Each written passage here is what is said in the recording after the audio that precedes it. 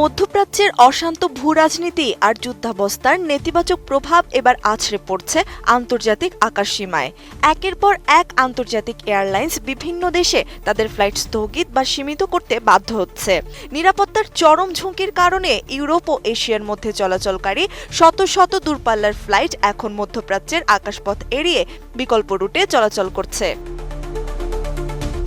আন্তর্জাতিক সংবাদ মাধ্যম রয়টার্স সূত্রে জানা যায়, আকাশপথের নিরাপত্তা দিয়ে চরম উদ্বেগ তৈরি হওয়ায় Dubai, Baghdad, Erbil, Tel Aviv, Beirut, Doha, Riyadh ও আবুধাবিগামী ফ্লাইট সাময়িকভাবে বন্ধ বা সীমিত করেছে বেশ কয়েকটি বৈশ্বিক বিমান সংস্থা।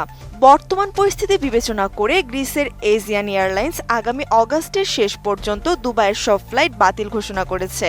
একই সাথে ইরাকের বাগদাদ ও এরবিল রুটেও জুলাই পর্যন্ত তাদের বিমান চলাচল সম্পূর্ণ বন্ধ থাকবে।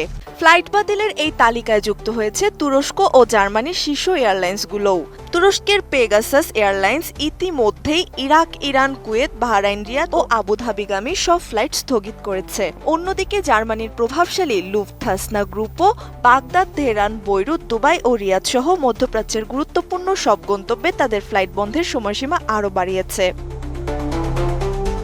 পরিস্থিতি এতটাই জটিল রূপ নিয়েছে যে air France, KLM, Japan airlines, Singapore airlines, British Airways এবং এয়ার কানাডার মতো বিশ্ববিখ্যাত এভিয়েশন জায়ান্টগুলো মধ্যপ্রাচ্যের বিভিন্ন রুটে তাদের শিডিউল বিপর্যয় এড়াতে ফ্লাইট বাতিল বা সীমিত করার ঘোষণা দিয়েছে।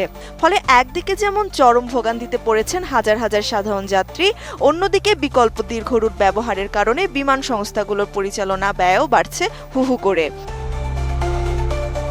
বিশ্লেষকদের মতে, মধ্যপ্রাচ্যের চলমান সামরিক সংঘাত ও আকাশপথের অস্থিরতা যতদিন না কাটছে ততদিন আন্তর্জাতিক বিমান চলাচলে এই মন্দাভাব বজায় থাকবে। ট্রাম্প প্রশাসনের নতুন কড়াকড়ি আর ইসরায়েলের সম্ভাব্য পাল্টা হামলার যে কাউন্টডাউন চলছে, তাতে আগামী দিনগুলোতে বৈশ্বিক যোগাযোগ ও পর্যটন খাত আরও বড় ধরনের অর্থনৈতিক লোকসানের মুখে পড়তে যাচ্ছে বলেই আশঙ্কা করা হচ্ছে।